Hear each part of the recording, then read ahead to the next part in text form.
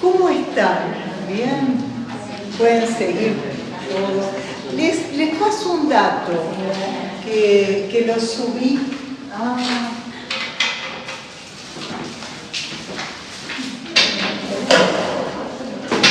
Perdón.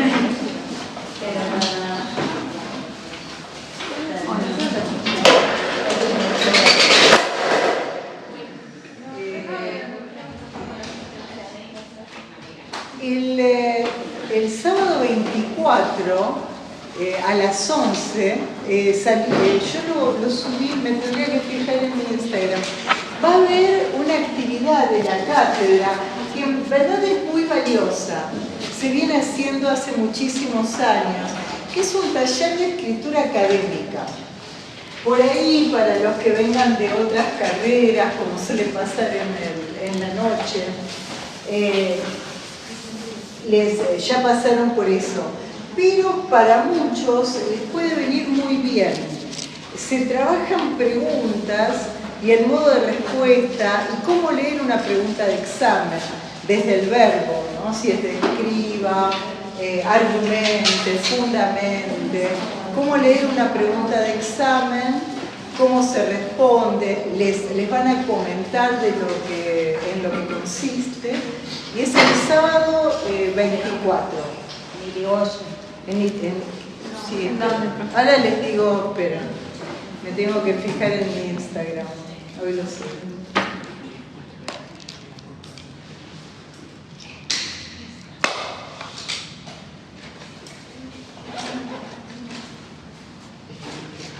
Es el sábado 24, 11 horas, aula 101 de Independencia. Es una actividad optativa, por supuesto. Pongo así. 101 Independencia. Vieron que los que tienen 3 cifras es Independencia y los que tienen 2 es Irigoyen, ¿no? Como para no equivocarse. Y es a las 11 horas. Como acá el taller de escritura.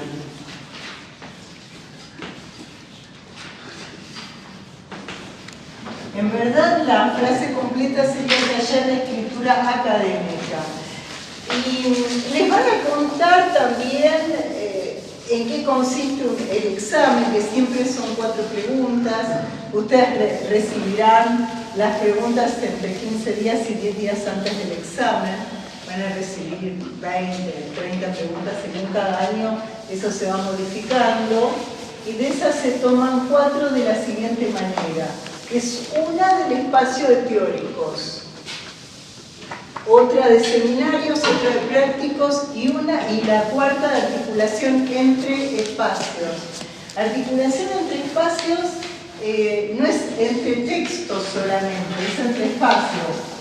Y eso se evalúa, por ejemplo, que esté articulado teórico con prácticos o prácticos con seminarios. En eso consiste, cada pregunta vale lo mismo, ¿no? Que son 2,5 puntos. Eso para que se organicen. Y si pueden, el que pueda, estaría bueno que vengan a ese taller. Lo dan compañeras. Yo estuve a Niares en el taller de escritura. En algún momento hasta se invitaba a alguien de letras que explicaba cómo leer una pregunta. Eso es fundamental, detenerse en leer la pregunta, de qué texto es, cuáles son los conceptos fundamentales, cómo iniciar una pregunta, eso. Bueno, están todos invitados a esta actividad. Sería bueno también que alguien la grabe, porque yo voy a estar en examen, en parcial ese día, a esa hora. ¿Tenés que dar parcial de qué material? De estadística. Bueno, después se combinan, que si alguien viene la graba. ¿Cuánto tiempo dura? 3 horas. De todos modos, no les va a servir la grabación en todo el taller, porque parte es práctico. Se arman grupos, se dan preguntas para responder. y se va trabajando sobre las respuestas de las preguntas, sobre el modo de respuesta de una pregunta. Otra cuestión, antes que me olvide, y otra cuestión no es opinión, ¿no? No es a mi modo de vista, yo pienso, ¿no? Es qué dice el autor, esto ténganlo presente, cómo se evalúa académicamente. Sí, ¿qué me querías preguntar? Solamente en esta fecha nomás, más adelante no la vuelven a hacer. No, el año pasado solo alguna vez se hizo 2. Piensen que es un sábado, que es toda una movida, no solo para ustedes, ¿no? Casi siempre fue una sola vez, excepto un año que fue 2. Y no sé si se hará en San Isidro también, pero es el mismo día, en la sede de San Isidro. Bueno, hoy la idea es, después de lo que fuimos trabajando en la Carta 52, o con la Carta 52, iniciar interpretación de los sueños. Aparte, hoy es un aniversario del nacimiento de Freud. Sí. Él nació el 6 de mayo de 1956. Que fue todo. ¿Qué? Era taurino. Debe ser, sí. Uy, después con. Sí.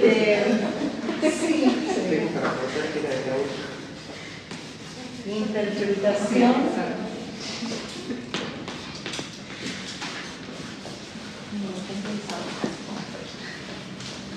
Este sería el texto que fue publicado en 1900, o sea, en el comienzo del siglo XX, escrito en 1899.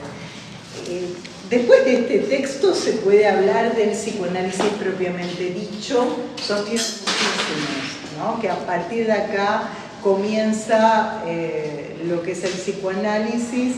Para mí es muy valioso lo previo, porque me parece importante situar en el trabajo del gran pensador que no es un inspirado, es un trabajador.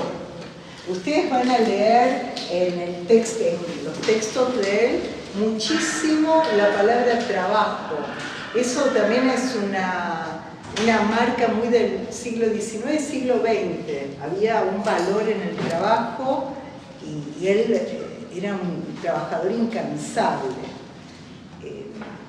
Por eso el psicoanálisis se puede pensar como una praxis, ¿no? Como de la clínica surge, se va armando, se va construyendo este edificio teórico. Respecto de los sueños, él trabaja muchísimo sobre sus propios sueños, porque, bueno, tiene esta cuestión de haber sido el primero. Y no lo traje porque está en el tomo anterior, son 2 tomos de interpretación de los sueños. Nos toca trabajar en teóricos el capítulo 7, que está en el tomo 5, pero en el tomo 4, en la introducción, él habla que en interpretación de los sueños, que este texto, todo este texto, que son 2 tomos, tiene mucho que ver con la muerte de su padre. Su padre, Jacob, muere en 1896 y Freud queda muy conmovido con la muerte de este padre. Era un padre muy importante para él, al que hace referencia todo el tiempo, casi todo el tiempo, muchos textos. Y hay un sueño de él a partir de la muerte de su papá, que es que él llega tarde y dice que esto tiene que ver con el inicio del psicoanálisis, con la interpretación de los sueños. Él llega tarde al velatorio y esto enoja a la familia, porque no participa completamente en los rituales de duelo. En un entierro, un velatorio y entierro al modo de la religión judía, con esos rituales. Y se siente, y aparece el texto, no voy a decir la interpretación, voy a decir el texto. El texto es algo que él ve que dice: se ruega cerrar los ojos, ¿no?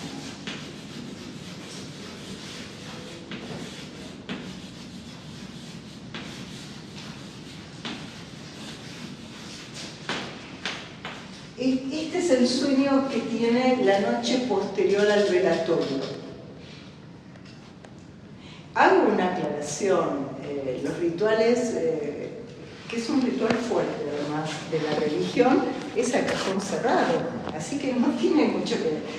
Es un texto que a él le parece, porque seguramente vio ahí el cajón cerrado. Y él interpreta, por eso en sueños, en este texto, tenemos dos palabras claves, que es interpretación y sueños, ¿no? Los sueños que se interpretan, y cómo interpretar sueños, cómo se interpretan los sueños, esto es lo que nos va a presentar.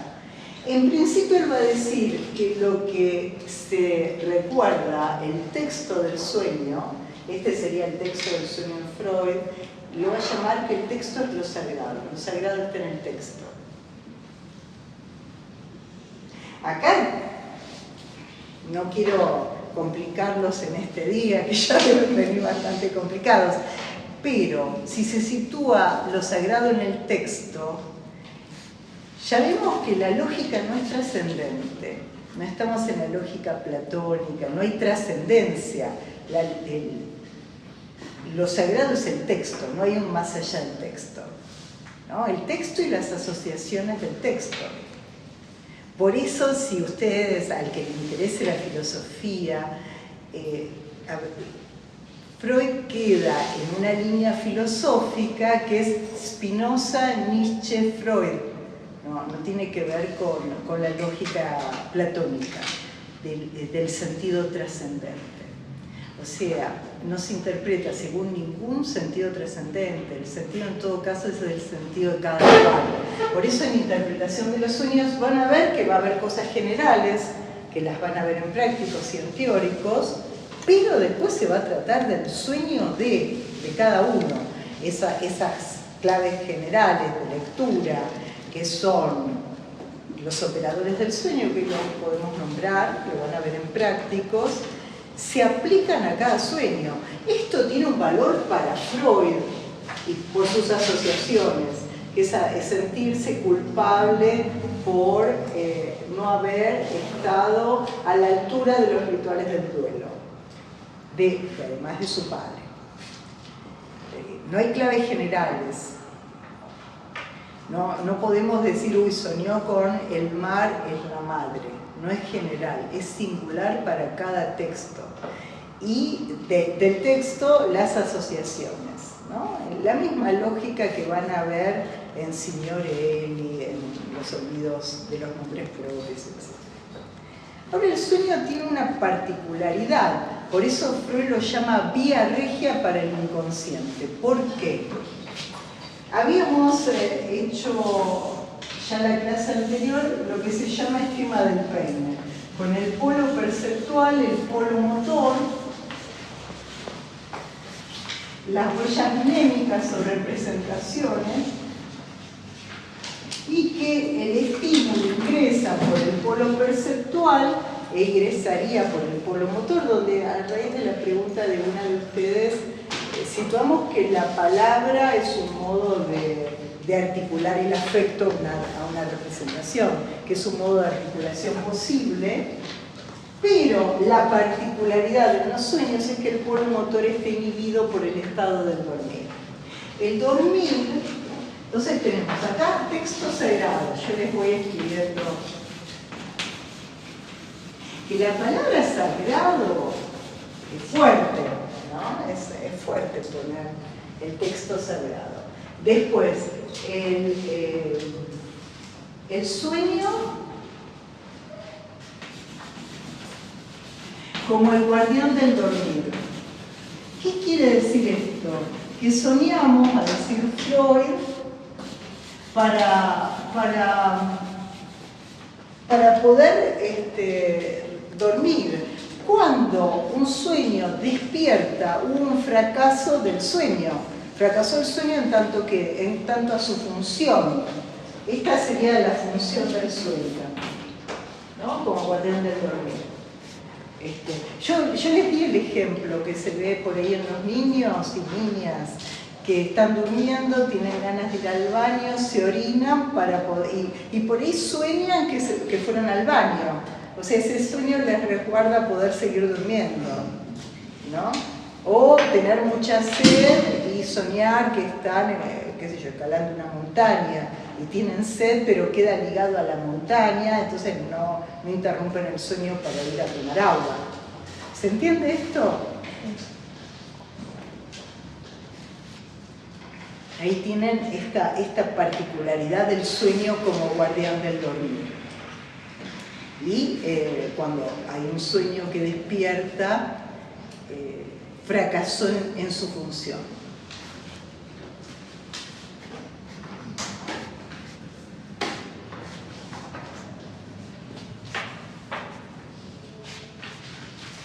Ya lo tengo.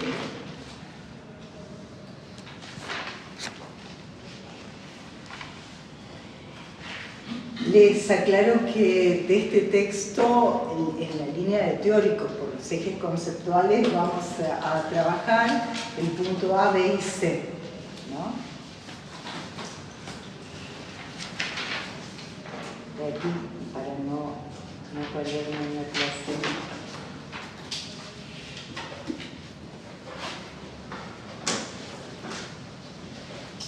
Tienen un punto que es determinismo inconsciente, los ejes conceptuales y el sueño como guardián del dormir. Tendrían que situar esto. Freud lo dice, ahora vamos a hablar del determinismo. Escuchen, es el guardián del dormir. Cuando alguien se despierta, fracasa en su función.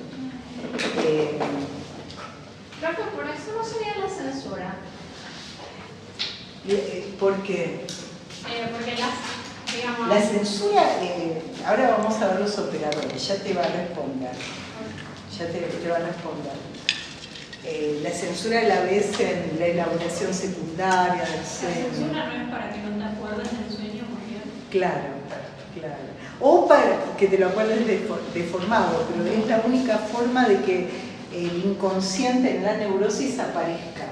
El inconsciente siempre aparece disfrazado. A ese disfraz, como uno relata la fachada lógica, Freud va a hablar de la elaboración secundaria que está al servicio de la censura. Okay. ¿No? Igual los sueños se diferencian de otras formaciones del inconsciente. Freud va a decir en esta altura, hay una modificación en 1920, pero en 1900 va a decir que los sueños están al servicio del cumplimiento de un deseo inconsciente. Y ya vamos a ver, ¿no?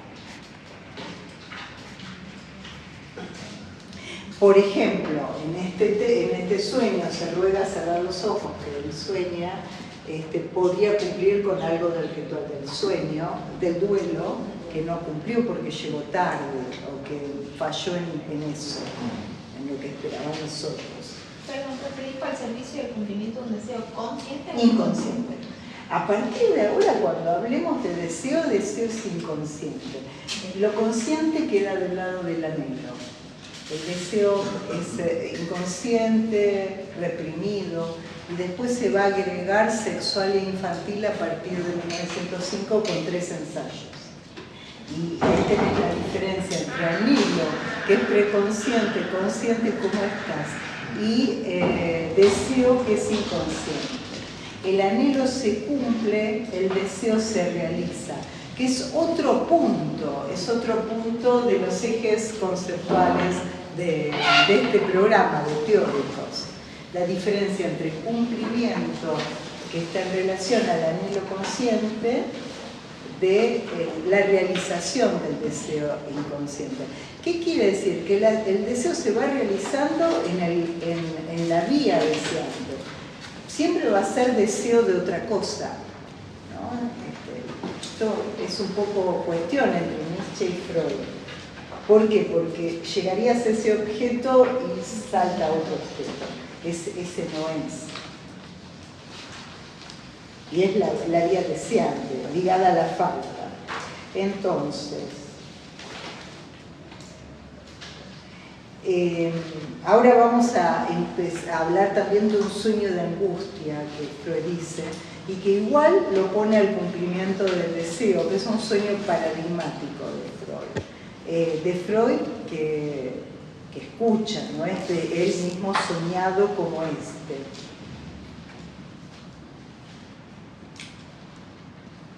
Bueno, eso. Para que se produzca un sueño, ¿se acuerdan que aquí estaría el camino progrediente?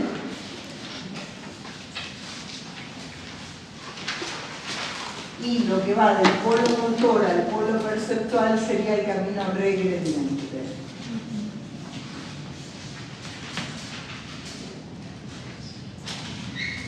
Freud va a decir que para que se forme un sueño se necesitan dos factores esenciales.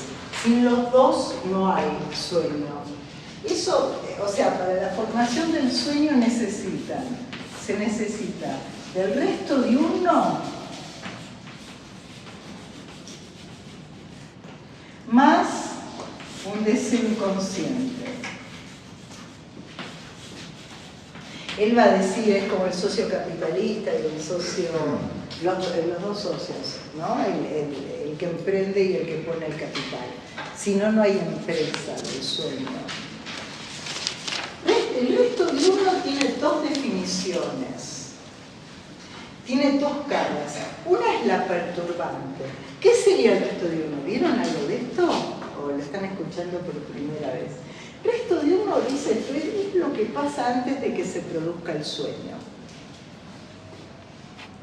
Pocas horas antes. Y queda ahí perturbando al servicio de elaborarse. Si ese resto diurno se articula un deseo inconsciente, se puede producir un sueño. O sea, tiene esa cara perturbante que después puede estar al servicio de la formación de un sueño. Por ejemplo, sí. Sí, para que se forme un sueño necesitas dos situaciones fundamentales. Que haya un resto diurno que se sume, que se articule con un deseo inconsciente.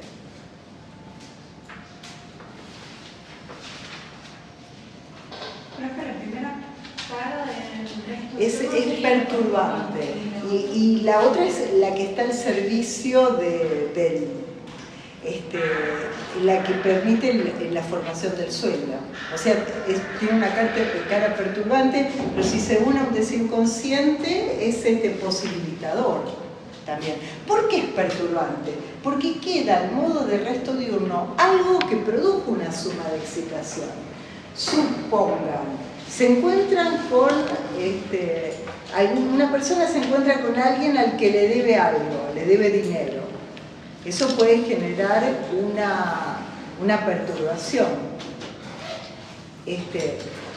Si pasó, porque Freud dice, tiene que ser algo ahí que está cerca del sueño, temporalmente.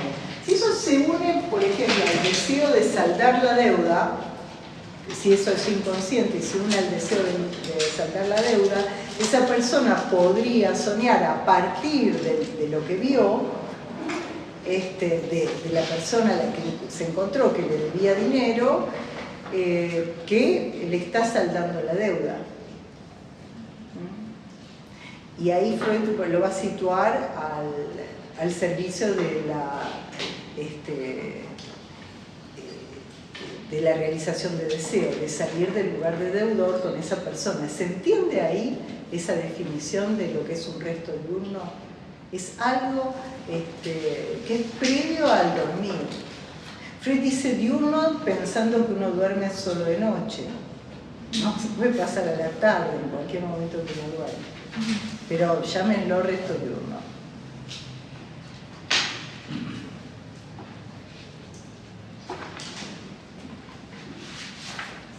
Y vayamos a este sueño.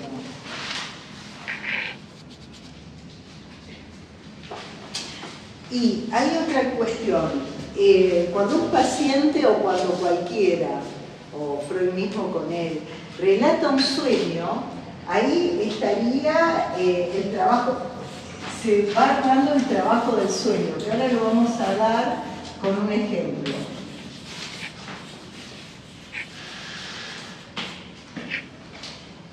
Y ese sueño relatado, según los elementos, el texto sagrado de la asociación libre, va a requerir de un trabajo de interpretación. Pongo T.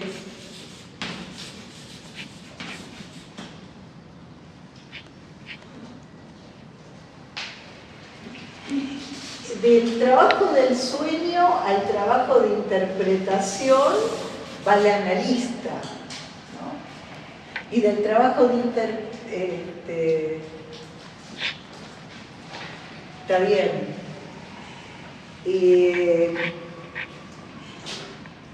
O sea, el paciente relata un sueño, que ahora lo vamos a ver con material. Relata un sueño. El analista interpreta ese sueño que viene relatando a partir de las asociaciones. Entonces, del trabajo del sueño al trabajo de interpretación va el paciente, y del trabajo de interpretación al trabajo del sueño va es el trabajo del analista. Fíjense cómo está la palabra trabajo, ¿no? Esto sería el paciente, del trabajo de interpretación al trabajo del sueño y el analista. Fíjense cómo se repite la palabra trabajo, pero conceptualmente en Freud, como trabajo del sueño, trabajo de la interpretación, trabajo de duelo, trabajo en la transferencia, ¿no? El lugar del trabajo como proceso y no como un hecho revelador, ¿no? Esto también va a estar en la lógica de los sueños. No son reveladores, sino que se interpretan con su material. Vayamos al texto paradigmático. Decime. No entiendo lo del texto sagrado. Que Freud dice, ¿qué es lo sagrado en un sueño? Lo que relata el paciente. ¿Pero qué del sueño? Lo que recordás del sueño. Después, en las asociaciones vas armando una elaboración secundaria que estaría al servicio de la censura, pero lo sagrado es soñé que entraba en una playa. Las películas muestran mucho los sueños, ¿no? E incluso algunas películas nos arman los sueños con otro color. El sueño es lo que pasa. ¿Y por qué digo la película? Porque uno de los operadores del sueño,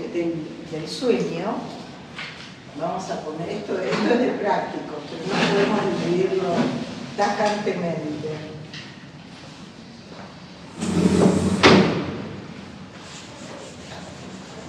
Ustedes se van a encontrar, dice Freud, con operadores del sueño.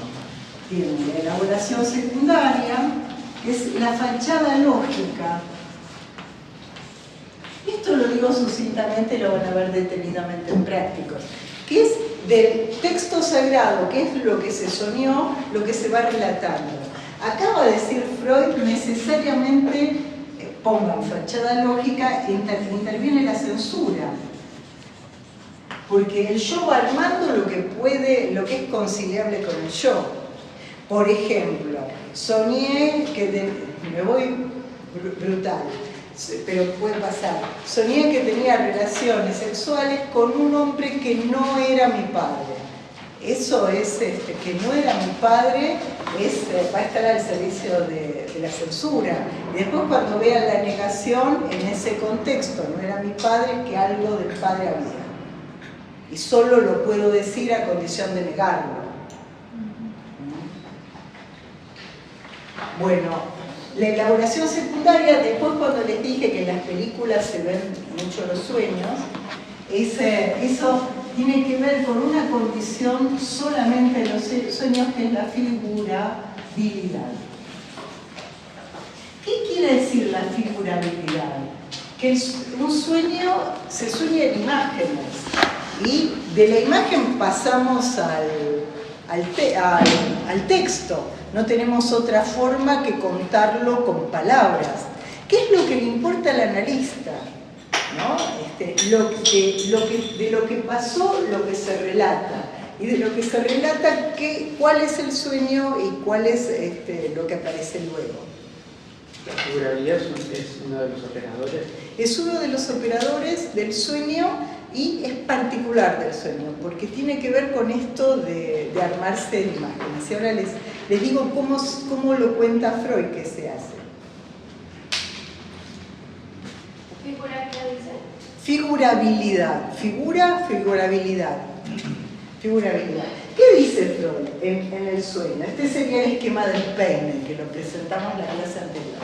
Como el polo motor está inhibido porque la persona está, ya sabe, ¿no? Está durmiendo, polo motor inhibido, él va a decir vía regrediente, o sea, ¿qué pasa con el polo perceptual y el resto diurno? Lo perturbante ingresa al aparato psíquico para ser elaborado. Y se va armando con huellas mnémicas. Pero él va a decir, como el polo motor está inhibido, no hay descarga al exterior. Entonces retorna vía regrediente, y ese retorno es lo que arma la figurabilidad, que soñemos en imágenes. El polo motor sería como el movimiento. El movimiento, pero también sí, tendría que ver, qué sé yo, pero poner en palabras también es una descarga. Palabras, sí. Pero la figurabilidad se da cuando no hay descarga. ¿Cómo? La figurabilidad se da cuando no hay descarga. Claro, porque es una forma de elaboración. No es a partir de la que tuviste una llamada telefónica que te perturbó y te fuiste a correr al parque. ¿No? Ese salir, hacer algo, escribir, los modos que cada uno tenga están inhibidos. Entonces él dice, eso retorna en el aparato psíquico y va a tratar de ser tramitado.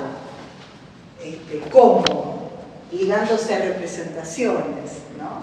Por eso aparece el texto del sueño también. Y las imágenes. Bueno, vayamos al paradigmático que está en el capítulo 7, página 504.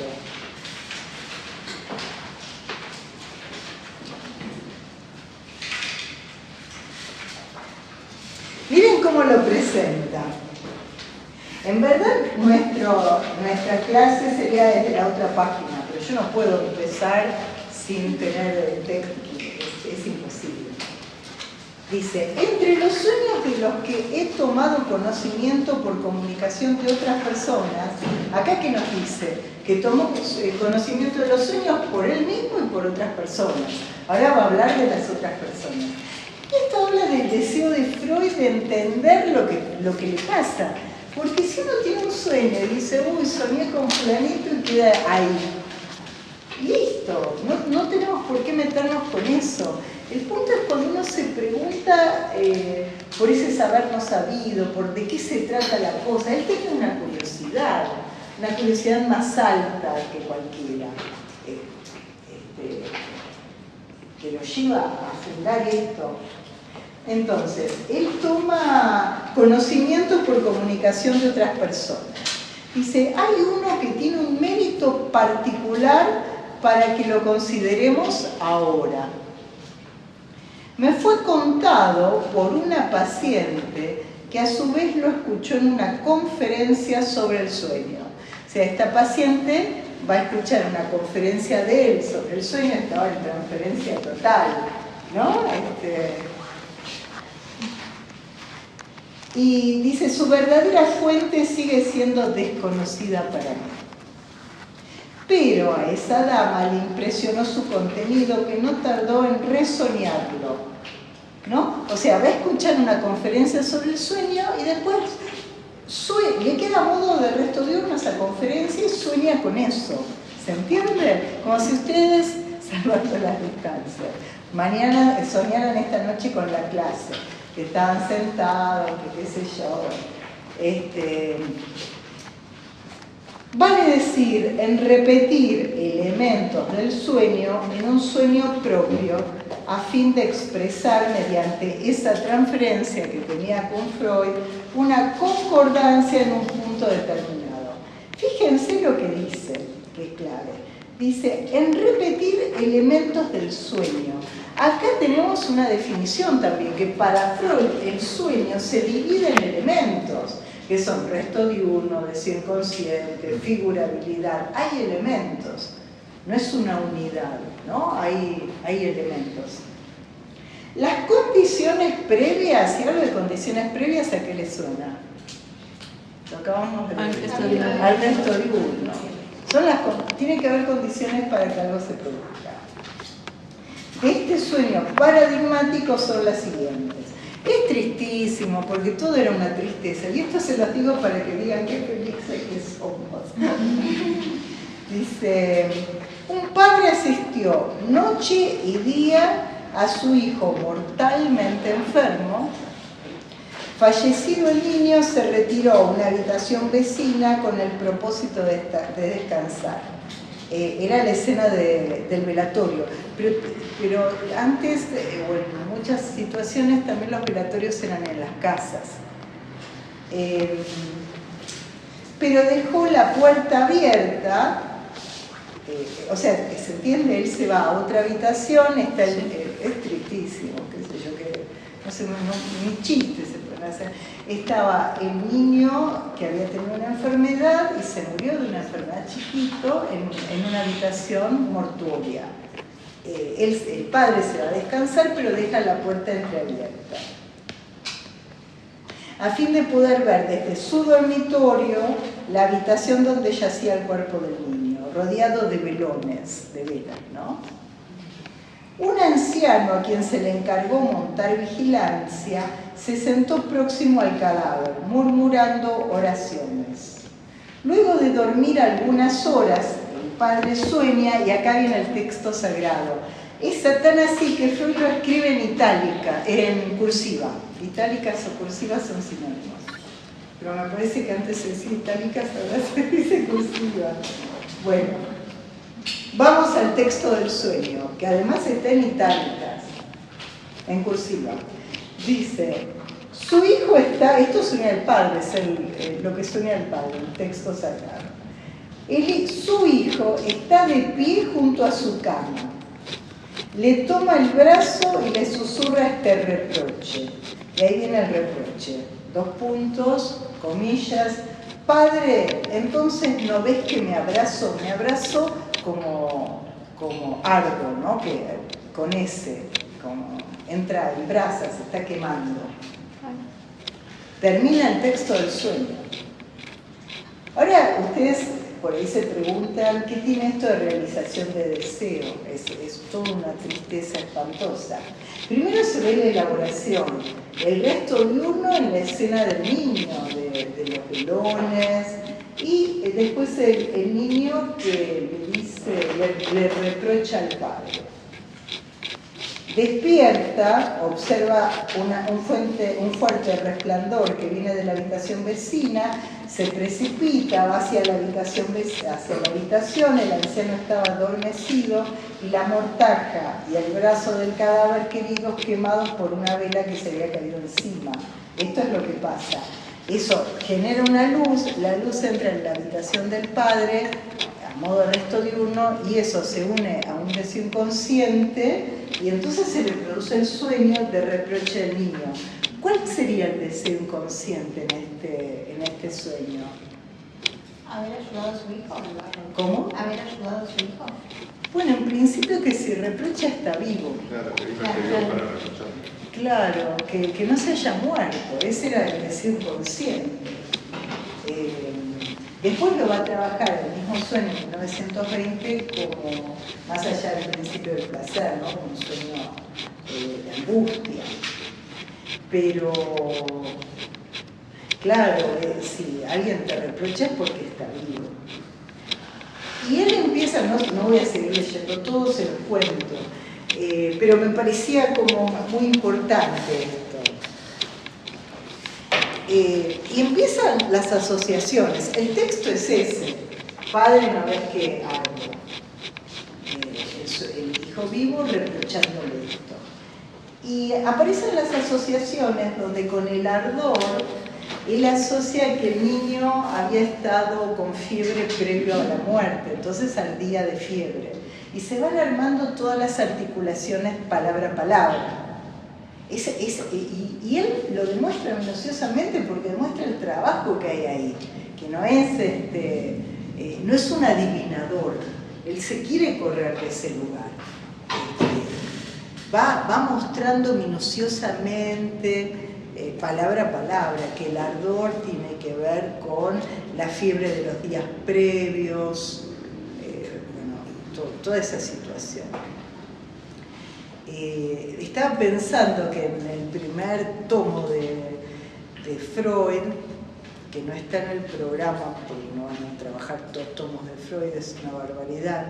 Freud dice respecto de la muerte del padre y del sueño por la muerte del padre que genera después, según él, interpretación de los sueños, dice la muerte del padre es lo peor que le puede pasar a una persona. Fíjense lo afectado que estaba. Por supuesto, esto lo dice en 1896. En 1920 se muere su hija de la fiebre amarilla, ¿no? Esa epidemia, porque no llegó a ser pandemia, me parece que quedó en Europa nada más, que mató a millones y millones de personas, y a diferencia de lo que pasó generalmente con nosotros, con el COVID, era gente joven, sobre todo atacó a la gente joven y ahí se muere su hija.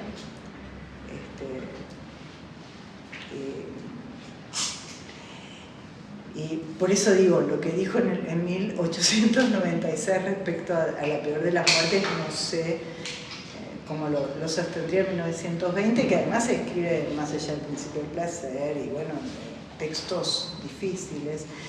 También por lo que le venían trayendo los pacientes en sus relatos de la guerra del 14, la guerra que dura del 14 al 19, una guerra muy sangrienta, porque lo que pasa en esa guerra es que los campos de batalla que ustedes pueden ver en las películas previas van a las ciudades y se bombardean ciudades, eso es muy, muy sangriento. Que empezó y continúa, ¿no?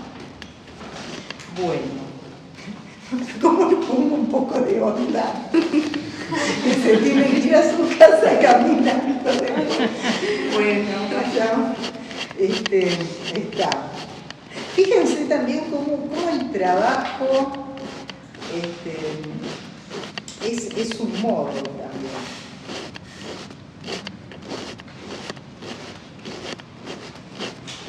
Bueno, ¿acaso no ves que algo del niño? Ese reproche del hijo al padre por no haber hecho lo suficiente.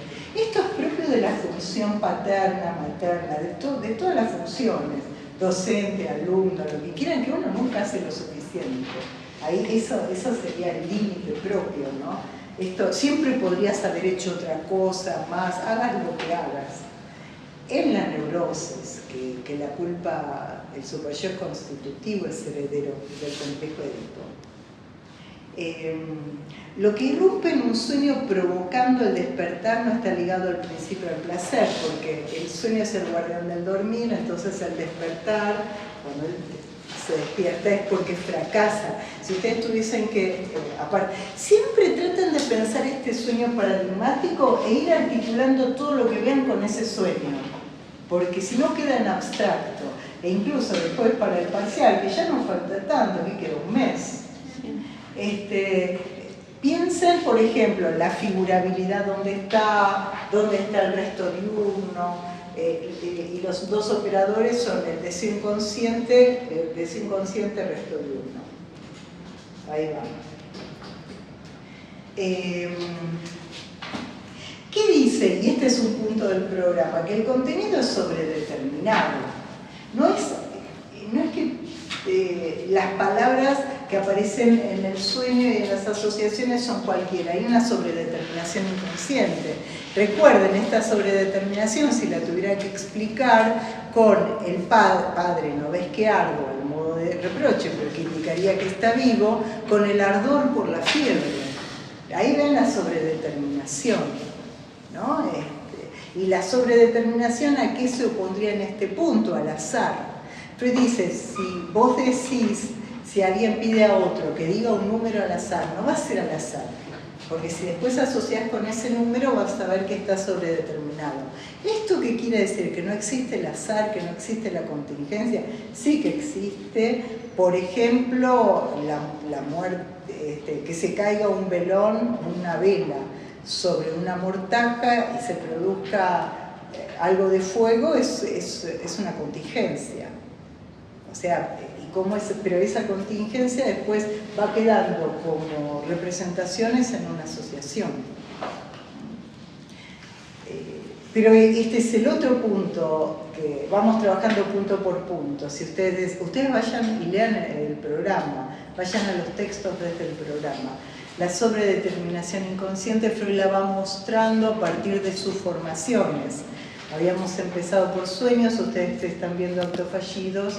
Habíamos empezado por síntomas, ustedes están viendo actos fallidos y hoy inauguramos sueños, ¿no? Donde se ve esa sobredeterminación.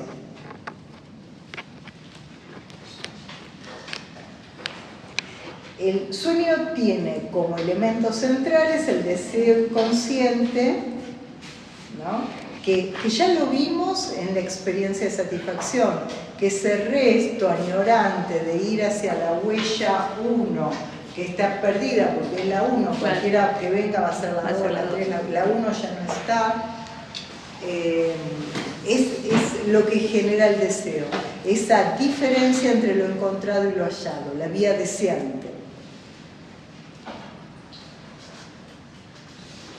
Y al resto diurno, que tiene dos caras, ustedes tienen que poner que tiene dos caras, si tienen que definirlos. Un elemento perturbador, ¿por qué? Porque perturba que todavía no hay significación, no quedó ligado el afecto a representaciones, entonces hay un afecto perturbador que pugna por ingresar en una trama de asociaciones, pero todavía no lo consiguió. Por eso esa cara es perturbadora. Y al servicio del desplazamiento. Una vez que el resto diurno se liga con el deseo inconsciente, se arma un texto y asociaciones. Entonces, una cara es perturbadora, la otra cara, esto anótenlo.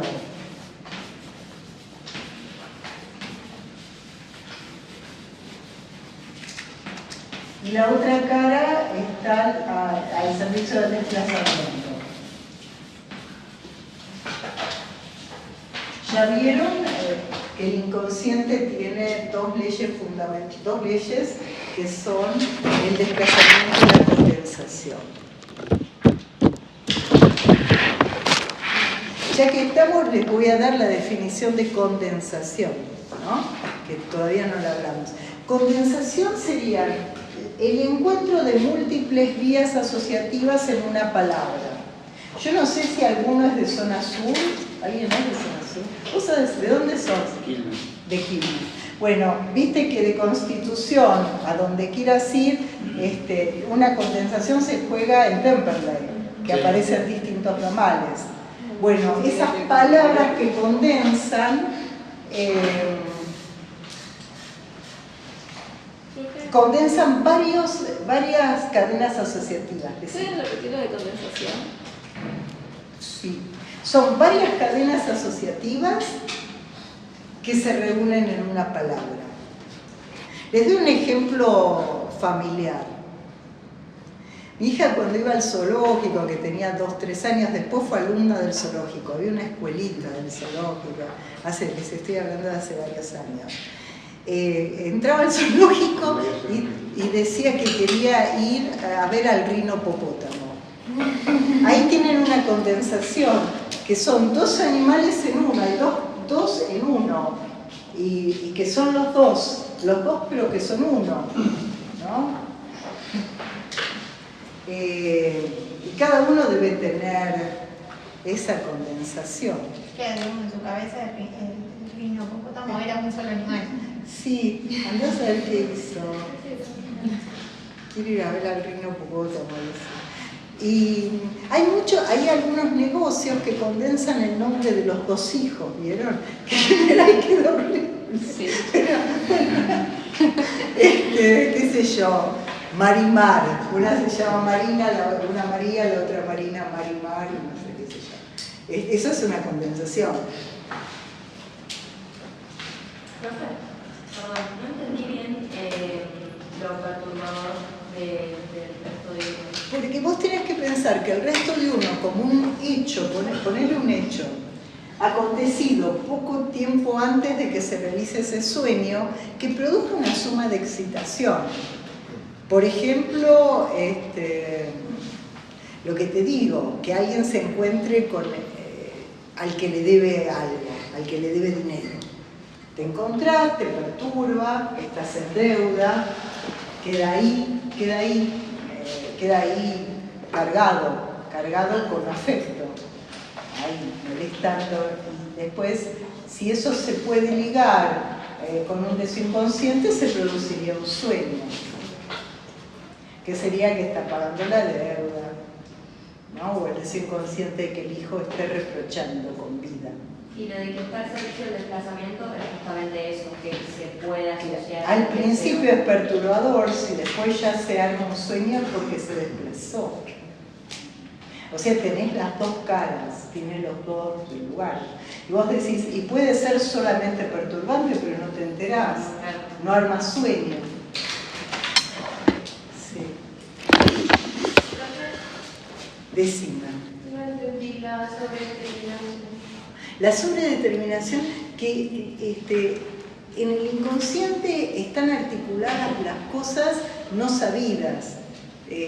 Por eso una asociación no es azarosa, es desconocida para el yo, pero para el inconsciente no.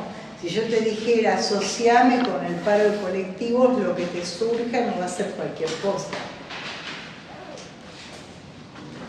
Y esa representación no ligada que no es la representación, ese afecto perturbador que se busca ligar a una representación. Si no se liga, no pasa el sueño, ¿no? No te enterás. No te enterás, pero no, puede ser que te despierte.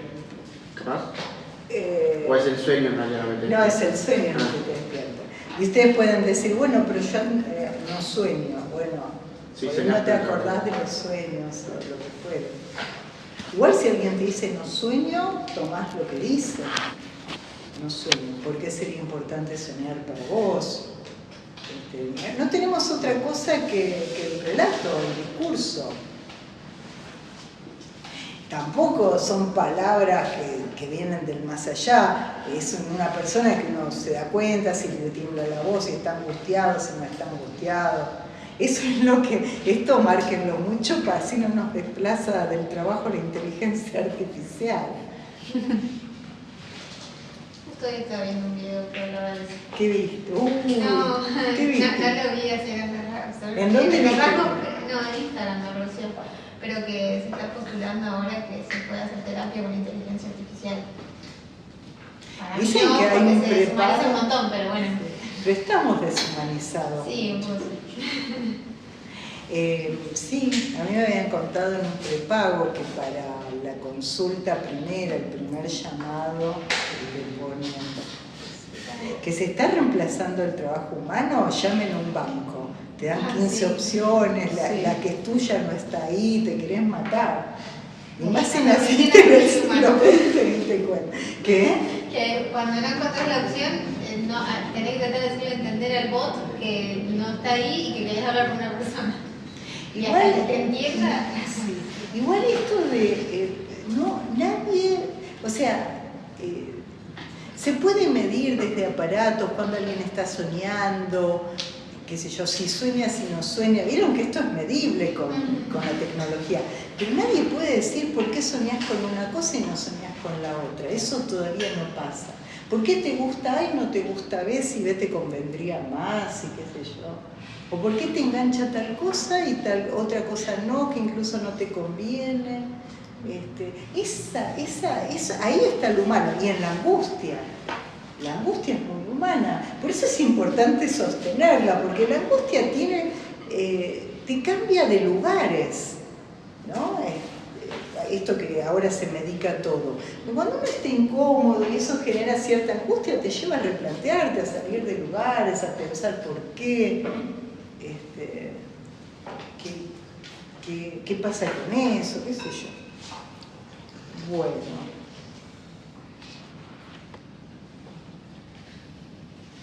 Eso del resto de uno es importante. Esperen que no me quiero perder tampoco. El punto A es el olvido de los sueños. ¿Cómo? El olvido de los sueños. Fíjense que acá tendríamos dos formaciones del inconsciente. Olvido, ¿no? Que Freud lo trabaja en los actos fallidos. Freud se pregunta mucho por el olvido. El olvido en los sueños no se da porque la censura trabajó bien. Sí, pero la censura es a la represión de otras formaciones del inconsciente. Cuando vos te olvidás de algo, es porque actuó la represión o la censura. Está buena esa asociación. Sí.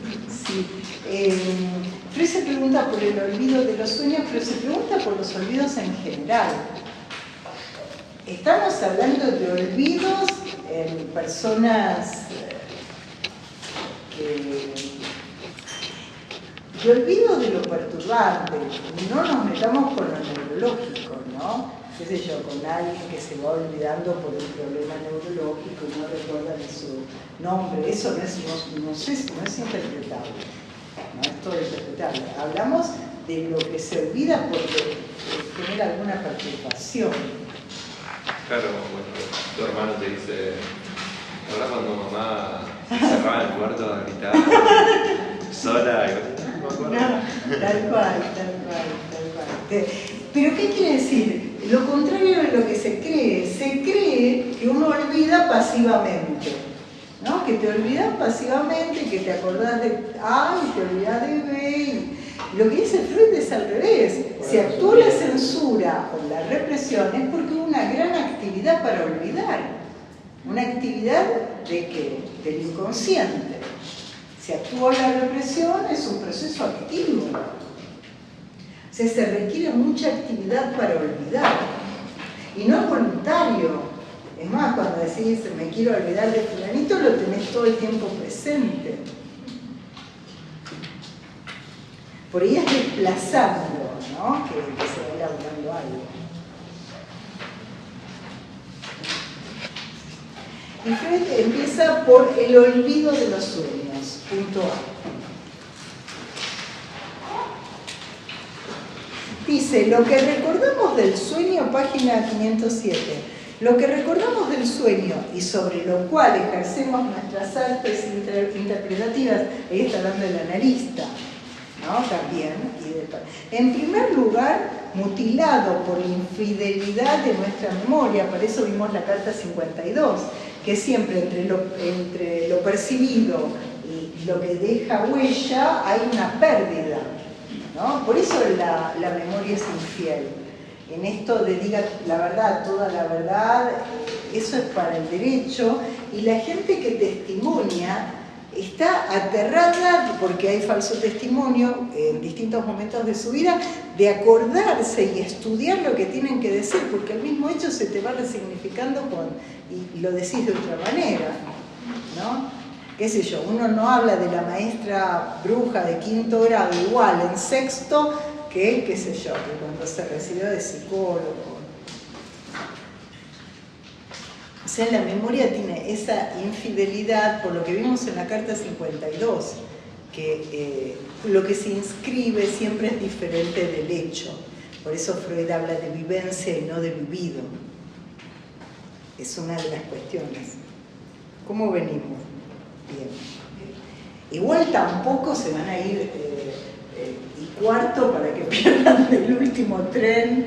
Dice, después vemos, ustedes me dicen, según ustedes. Tenemos seminario. Ah, tienen Sí. seminario.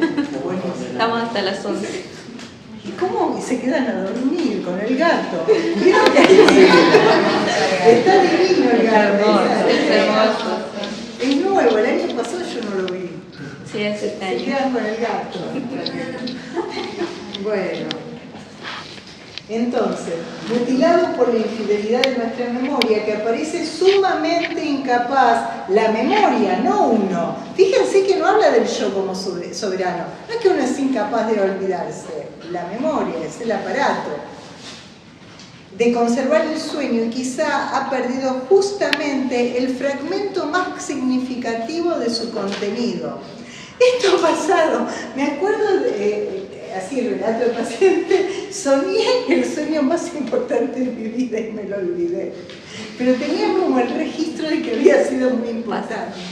O esto que, lo voy a anotar para no olvidarme, esto es muy importante, porque te responden. ¿No les pasa que a veces se van a dormir con preguntas y se despiertan tranquilos, como que algo se elaboró? A mí me pasa, yo sé que tengo que dormir y al otro día es otra cosa. Como que algo se elabora en los sueños.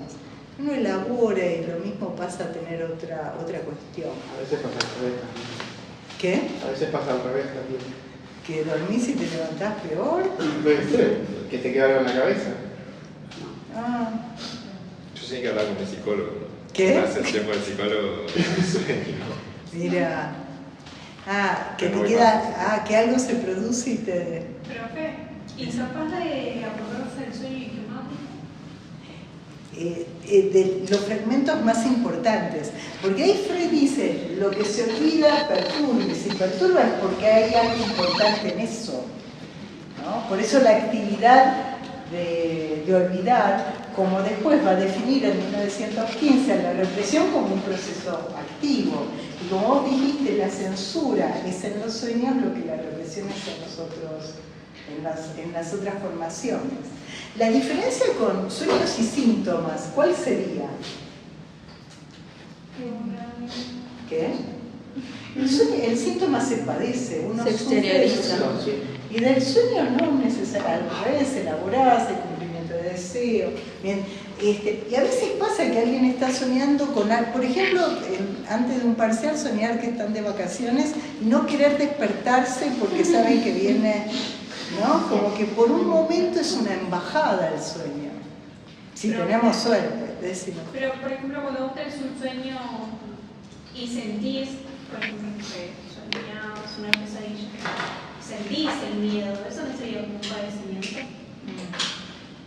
Lo que pasa es que después va a estar con los sueños de angustia, los sueños punitivos, y en 1920 va a hablar de los sueños traumáticos. Sí, sí. Y te despierta. Sí. Bueno, sí, cuando se intenta elaborar algo, pero en general eso fracasa.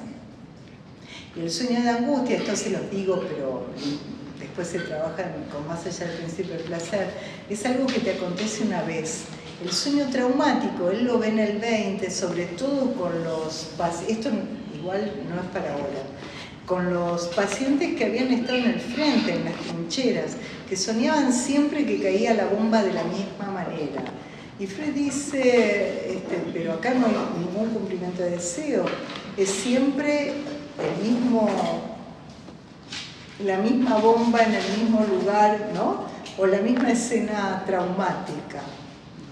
Y ahí él dice, esto está más allá del principio del placer. Ahí no hay cumplimiento. No abandona la teoría de los sueños como cumplimientos de deseo, pero no es lo único. Sí. Sigamos.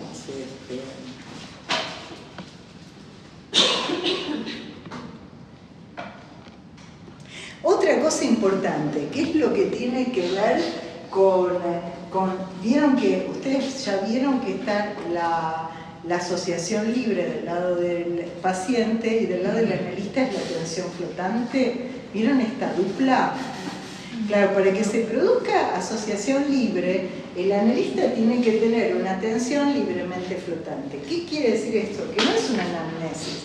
No le preguntás, hola, contame qué te pasó hoy o hablemos de tal cosa.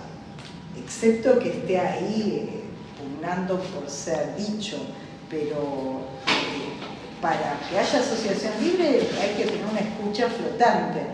Y él dice en este texto, en el punto A, que los elementos aparentemente más nimios son importantes. No es que viene un paciente y te habla del portero y vos le decís, no, del portero no, háblame de tu papá. Porque como el inconsciente desplaza y condensa, qué sé yo, puede estar en la muerte del canario desplazado el peor de los duelos. No ponemos nosotros, no hay significaciones universales ni trascendentes, es para cada uno. Y eso lo escuchás escuchando a cada uno. No hay otra manera. Algo así nos dijo el profe de seminarios, el último seminario que tuve. Sí. Como que cuando uno escucha al paciente, uno tiende a elaborar teorías, pero que no tenés que escuchar tu teoría, sino escuchar lo que realmente está diciendo el paciente para ver qué te quiere decir. Claro, no es con él, porque la teoría es el prejuicio del analista. Claro, como que condicionaría todo. Que esto juega, ponele, vos tenés tu ideología política, tú por ahí en algunos casos juegas de fútbol, hay gente que le importa, pero no analizás desde ahí, no analizás desde ahí. ¿Qué sé yo? Suponer, voy a hablar de mi caso. Para mi familia, la Universidad de Buenos Aires era condición para ser parte de la familia, más o menos. Por 3 generaciones, sí. No era democrático, era la Universidad de Buenos Aires, padre, hijo, todos. Y yo cuando analizo, por ahí un pibe quiere ir a la escuela Esnaola, no a un colegio universitario, como también era parte de la familia, y quiere ir al Esnaola y tocar la guitarra y componer canciones, o sea, no importa lo que uno... es ir escuchando donde se juega para el otro. Y esto que les digo no iba de suyo. En la Asociación Psicoanalítica Argentina, que dependía de la Internacional, fundada por Freud, muchos en la década del 60, y están en los relatos de Freud en Las Pampas y de tantos libros que se han escrito, que había que casarse, ser exitoso económicamente y tener éxito profesional, ¿no? Y bueno, y eso, y se dirigían muchos análisis en relación a eso. Y por ahí, bueno, en ese punto, este siglo hay mucha más libertad.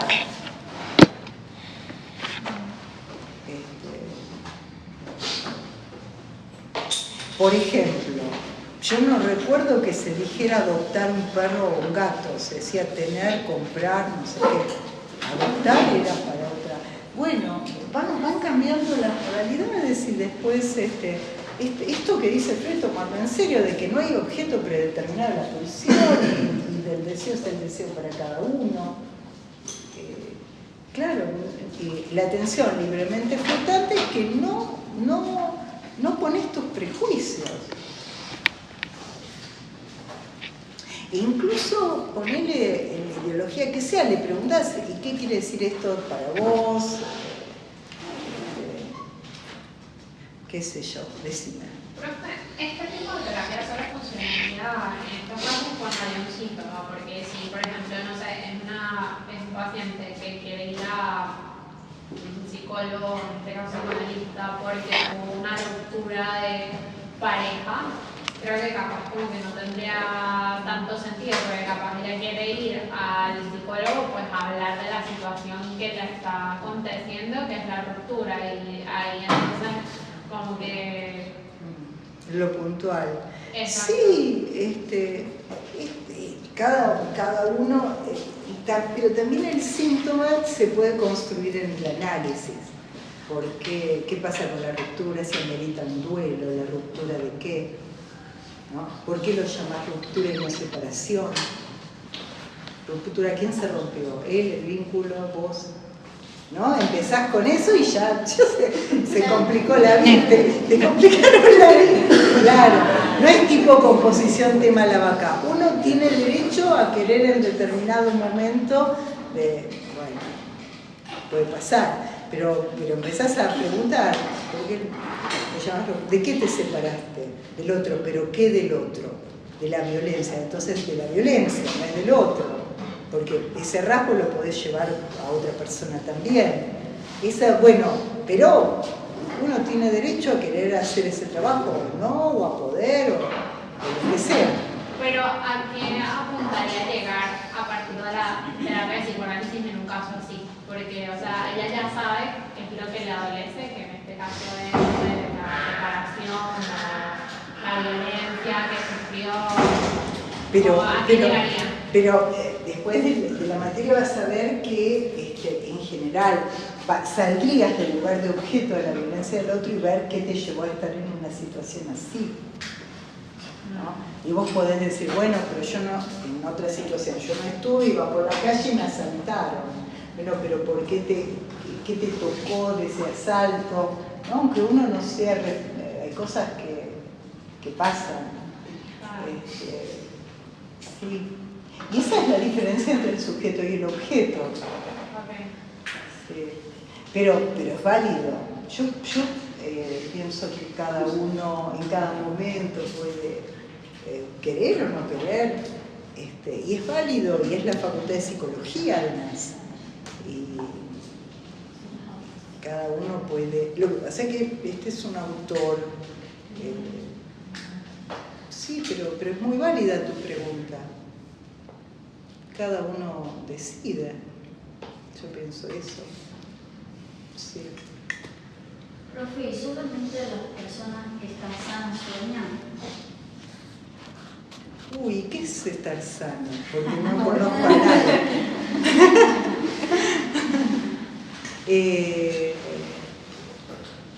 Sueña el que dice que soñó.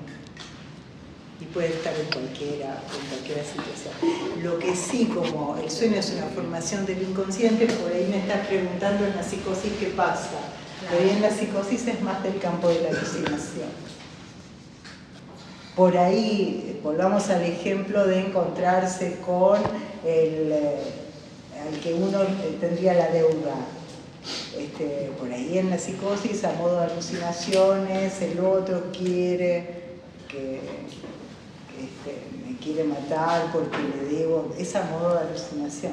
Sueño como formación del inconsciente estaría en el conjunto de las neurosis. Ahora, yo no me autorizo a llamar sano a nadie.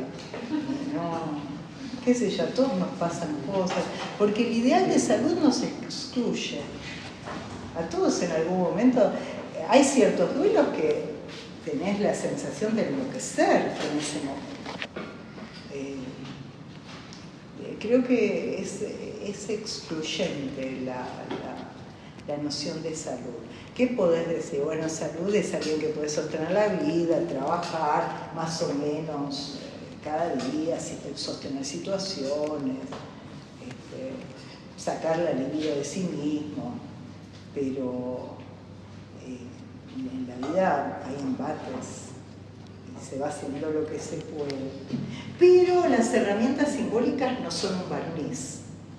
Ante la misma situación, qué sé yo recuerdo en la época que se secuestraban virtuales.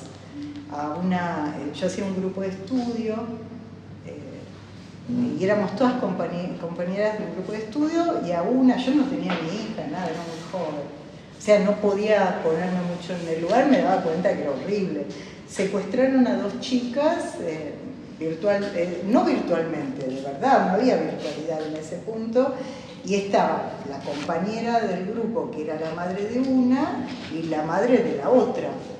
La madre de la otra quedó desarmada en una cama, no pudo hacer nada, y la compañera hablaba con el secuestrador, trató de calmarlo, arregló la entrega del dinero, negoció. Y después que pasó eso, quedó muy perturbada, pero dijo, yo pude hacer esto, y ella lo atribuía a todo su trabajo de análisis. Porque trabajar lo simbólico no es un barniz, o estudiar, te va dando herramientas. No es lo mismo la vida desprovista. Igual hay vidas que son muy duras, o que pasan cosas que por momentos... pero bueno, eso. Sigamos a ver si quedamos con el olvido de los sueños. Pero eso, dice Freud, aún los elementos más ínfimos e inciertos y menos destacados del contenido del sueño nos dieron un acicate tanto más perceptible para interpretarlos que los elementos conservados con mayor nitidez. Lo que quiere decir Freud que uno como analista escucha lo que fracasa del texto, lo que te olvidás, lo que decís, bueno, pero esto no es importante, no, hablame de esto, o alguien callado le decís, no, en voz alta. Lo que parece más nimio, ahí no hay material menor. ¿Por qué? Porque las cosas se desplazan, ¿no? Por eso mismo.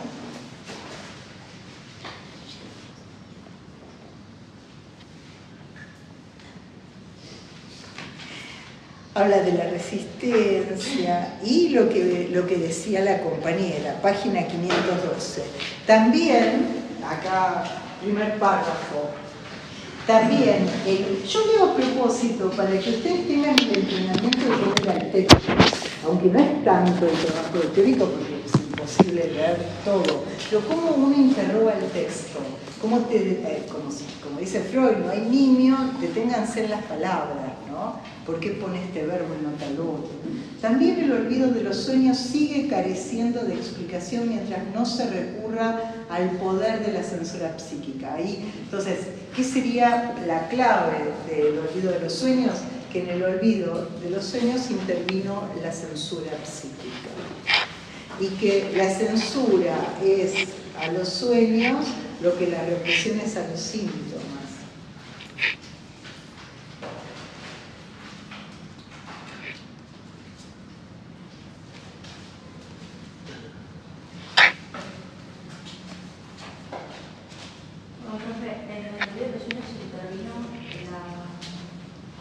La censura. La censura. Es un modo. Sí. En la conferencia 9, que también es de prácticos, van a ver que no es la censura como única. Freud va a hablar de 3 modos de censura.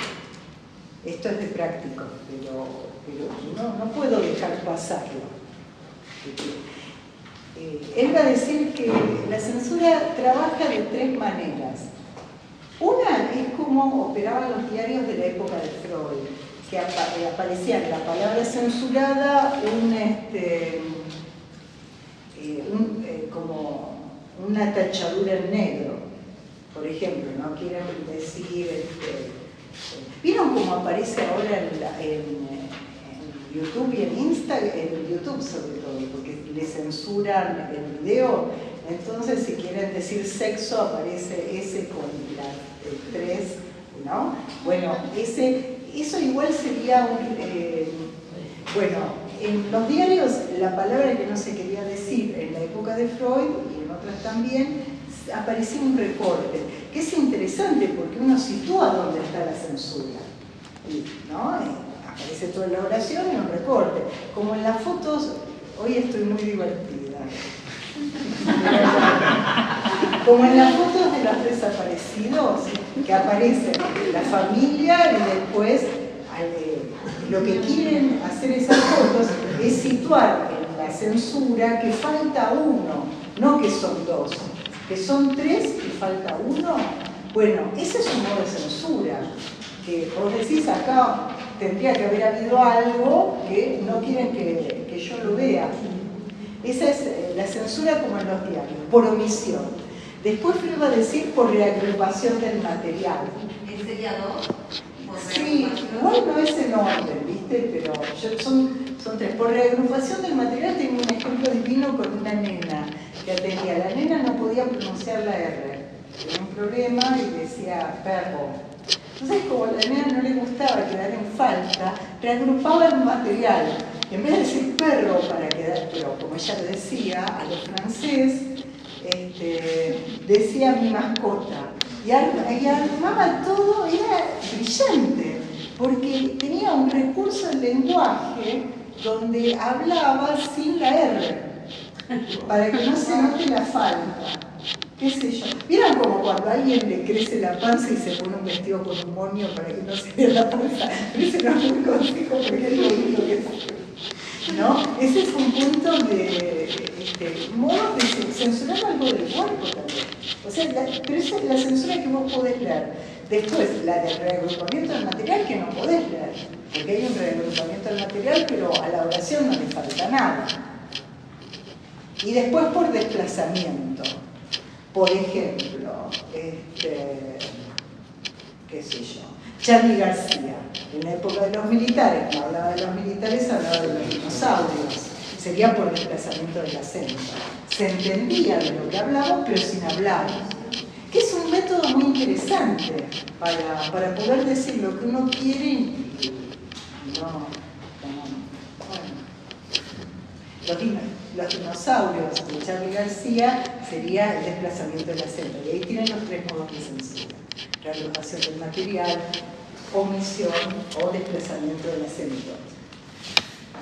¿Viste cuando no querés hablar de alguien y hablas de otro? Por ejemplo, ¿qué te parece fulanito? Y hablas de menganito para no hablar de fulanito, el desplazamiento del acento. ¿Y cómo venimos? Bueno, 9:05, podemos ir terminando. Esperen. Esto del olvido de los sueños. Nos quedarían dos apartados más.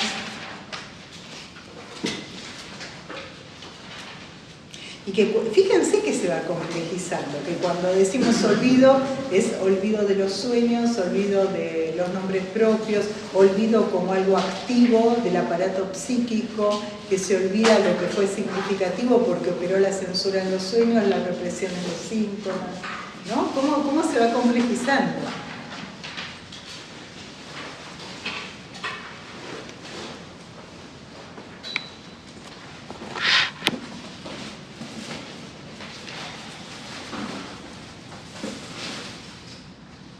Y va a ser ese interjuego, ¿no? Profe, Decime. la regresión del mundo B es Sí. el camino del Sí. ¿Cómo? La regresión es lo del camino del esquema de Taylor. Sí, la regresión quiere decir que vuelve a un punto de fijación anterior. Que tendría que ver con, y que tiene que ver con, vos tenés en la página 541, esto era de la otra clase, pero ustedes lo quisieron, vamos adelantando para que vayan al texto. Él va a distinguir no la regresión, sino tres modos de regresión. Va a hablar de la regresión tópica, temporal y formal. Ni loca se los voy a decir ahora porque si no, no van a ningún otro lado. ¿Puedo repetir, profe, regresión tópica? Él va a hablar de la regresión tópica, temporal y formal. Topos son lugares, los lugares son el inconsciente, preconsciente, consciente. Temporal, él va a decir a fases, a formas psíquicas más arcaicas, que tiene que ver con la regresión del libido. Por ejemplo, de lo genital a lo oral, de lo genital a lo anal, ¿no? de lo anal a lo oral. Son regresiones a formas libidinales más arcaicas donde se fijó la libido. Eso medio lo trabajamos.